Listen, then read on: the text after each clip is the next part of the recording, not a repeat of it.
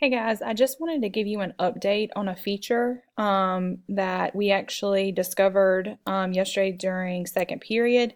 So first period, if you're watching this, then this is going to be new for you. Hopefully it'll be helpful. Second period, we discovered this. You should already know, but I'm giving you the video as well.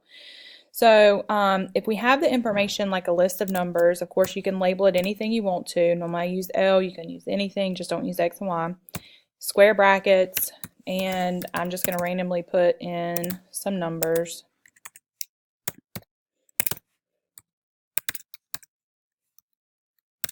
All right, so I have 10 numbers here, and if we wanted to find like the mean, we would have to go to our function, and under that we would click mean, and we'd find the mean of L.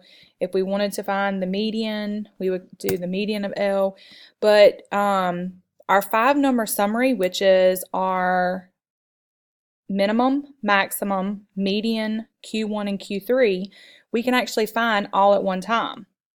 So under functions, if you go to stats, and you see here at the bottom there's a little button that says stats, I'm going to click that and I'm going to do L, and it actually gives you everything you need for your 5-number summary. It gives your minimum, your Q1, your median, Q3, and your maximum. Obviously it doesn't have the mean in there, but you can find that separately. It also changes as you adjust numbers. So if I were to take out an outlier, so if I took out 13, it adjusts my numbers for my 5-number summary. So hopefully this helps. If you like it, use it. If you like finding them individually, then you can use that as well.